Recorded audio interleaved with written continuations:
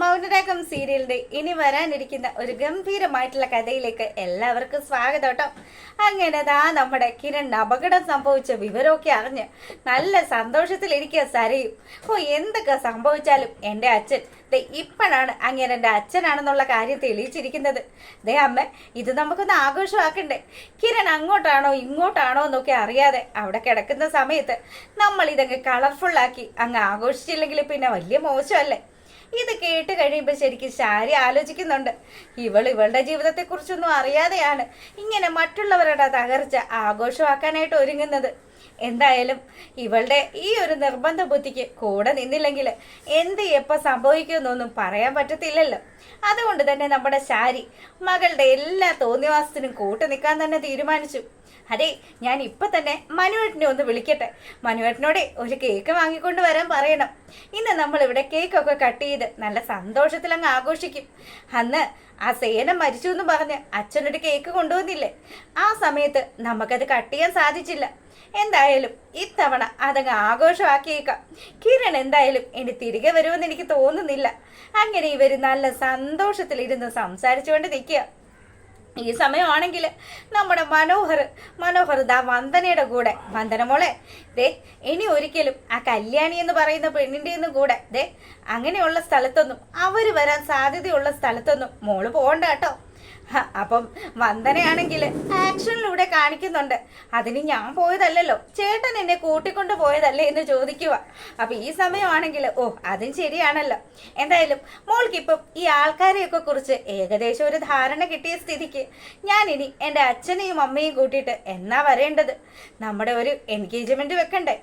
ഞാൻ എന്തായാലും അത് അടുത്ത ദിവസം തന്നെ പ്ലാൻ ചെയ്താലോ എന്ന് ആലോചിക്കുക.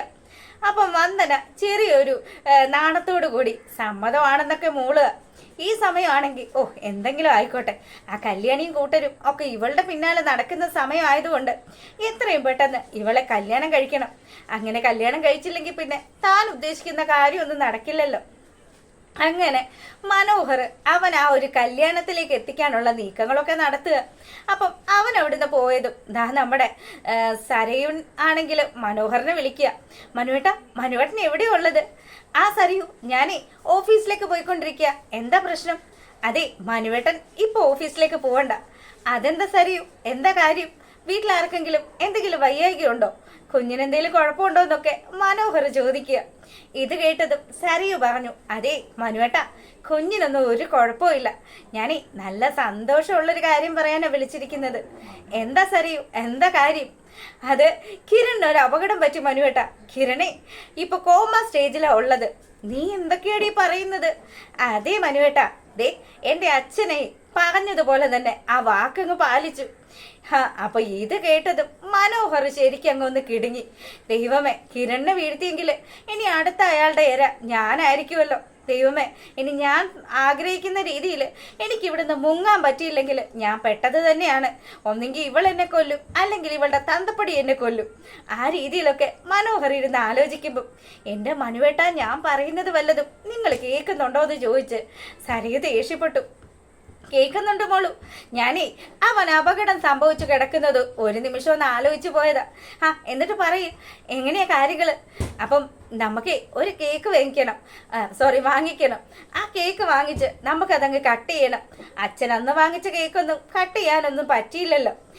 ഞാനും അന്ന് ആ താരയുടെ കാര്യത്തിലും വല്ലാണ്ടങ്ങ് സന്തോഷിച്ചതല്ലേ, എന്നിട്ട് അതൊന്നും നടന്നുമില്ല. ഇത്തവണ എന്തായാലും നമുക്കൊന്ന് ആഘോഷമാക്കണമെന്ന് പറഞ്ഞ് മനോഹറിനെ കൊണ്ട് അവൾക്ക് ഇഷ്ടപ്പെട്ട ഒരു ഫ്ലേവറിലുള്ള കേക്കൊക്കെ മേടിപ്പിക്കുകയാണ്. അങ്ങനെ നമ്മുടെ സരയു നല്ല സന്തോഷത്തിൽ ഇരിക്കുന്ന സമയത്താണ് സേനൻ ആ വീട്ടിലേക്ക് വരുന്നത്. സേനനെ കണ്ടതും ശരിക്കും നമ്മുടെ ശാരിയും അതുപോലെ സരയും കൂടി നല്ലതുപോലെ അങ്ങ് പേടിച്ച് നിൽക്കുക. ദൈവമേ, അന്നൊരു ദിവസം ഇയാൾ ഇവിടെ വന്നിട്ട് എൻ്റെ കഴുത്തിന് കുത്തിപ്പിടിച്ചതാണല്ലോ. ഇനി ഇയാൾ വന്നു കഴിഞ്ഞാൽ എന്ത് പുറപ്പാടാണോ? ഇതിനൊക്കെ പിന്നിൽ ഞങ്ങളാണെന്ന് മനസ്സിലാക്കിയിട്ടാണോ ഇവൻ്റെ വരവെന്നൊക്കെ ആലോചിച്ച് സരയൊക്കെ ഇടുങ്ങി നിൽക്കുക. ഈ സമയം മകളെ ഒന്നും ചെയ്യാതിരിക്കാൻ വേണ്ടിയിട്ട് ശാരിയാണ് നമ്മുടെ സേനന്റെ അടുത്തേക്ക് ചെല്ലുന്നത്. എടി, നിന്റെ ഭർത്താവ് എവിടെയെന്ന് ചോദിച്ചാണ് സേനൻ അങ്ങോട്ട് വരുന്നത്. സേനൻ വന്നതും ശാരി പറഞ്ഞു, അതെ, അയാൾ കുറച്ചു ദിവസമായിട്ട് ഇവിടെ വരുന്നൊന്നുമില്ല. അയാൾ എവിടെ പോയെന്നാണ് എന്ത് ചെയ്യാണെന്നൊന്നും ഞങ്ങൾ അന്വേഷിക്കാറുമില്ല. മാനസിക നില തെറ്റിയിരിക്കുന്ന മനുഷ്യനാണല്ലോ. അതുകൊണ്ട് തന്നെ അയാളുടെ ഒരു കാര്യവും ഞങ്ങളിപ്പോൾ അന്വേഷിക്കാറില്ലെന്നൊക്കെ നുണ പറയാണ് ശാരി. ഇത് കേട്ടതും എടേ നീയും നിന്റെ ഈ നിൽക്കുന്ന മകളും ഒക്കെ അത്യാവശ്യം കള്ളത്തരം പറയുന്നവരാണെന്ന് മനസ്സിലാക്കിക്കൊണ്ട് തന്നെയാണ് ഞാനിങ്ങ് വന്നിരിക്കുന്നത്. എൻ്റെ കുഞ്ഞിനൊരു അപകടം സംഭവിച്ചു, അത് നീയൊക്കെ അറിഞ്ഞു കാണുമെന്ന് ചോദിച്ചു. അത് കേട്ടതും നമ്മുടെ സരയു നല്ല സന്തോഷത്തിലാണെങ്കിലും ഇയാൾ എന്താ പറയുന്നതെന്നൊന്നും മനസ്സിലാകാത്ത രീതിയിൽ അവിടെ നിന്ന് പൊട്ടം കളിക്കുക. അങ്ങനെ ഇവര് സംസാരിച്ചുകൊണ്ട് നിൽക്കുമ്പോൾ സേനം പറഞ്ഞു, അതെ എൻ്റെ കിരണിന് അപകടം സംഭവിക്കാൻ ആദ്യത്തെ കാരണക്കാരി ഈ നിൽക്കുന്ന നിങ്ങളുടെ മകളാ. ഇവൾക്കറിയാം എൻ്റെ സ്വഭാവം എന്താണെന്ന്. എന്തായാലും എൻ്റെ മോനെ അങ്ങനെ അപായപ്പെടുത്തിയിട്ടുള്ള നിന്നെ ഈ ഭൂമിയിൽ ഞാൻ വെച്ചു പൊറപ്പിക്കില്ലടി എന്ന് പറഞ്ഞ് സേനൻ അലറി വിളിച്ചുകൊണ്ട് നമ്മുടെ സരയുടെ അടുത്തേക്ക് വരിക.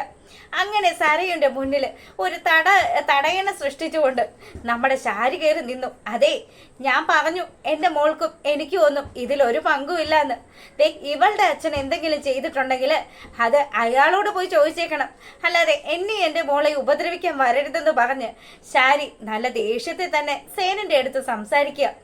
ഈ സമയമാണ് നമ്മുടെ സരയു പറഞ്ഞതനുസരിച്ച് കിരണിന് അപകടം സംഭവിച്ചതിന്റെ ആഘോഷത്തിന് വേണ്ടിയിട്ട് മനോഹർ കേക്കും വാങ്ങിക്കൊണ്ട് വീട്ടിലേക്ക് വരുന്നത്. പൂർത്തിയായല്ലോ. മനോഹർ ഈ കേക്ക് കൊണ്ടുവന്നതും മോളുദേ നീ പറഞ്ഞ ഫ്ലേവറിൽ തന്നെ ആ കേക്ക് ഞാൻ ഇങ്ങ് എത്തിച്ചിട്ടുണ്ട് മോളെ, വേഗം ഇങ്ങ് വന്നേന്ന് പറഞ്ഞ് പുറത്തു നിന്ന് തന്നെ വിളിച്ചു പറഞ്ഞുകൊണ്ടാണ് മനോഹറിന്റെ ആ ഒരു എൻട്രി. ഇത് കേട്ടതും സേനന് കാര്യം പിടികിട്ടി.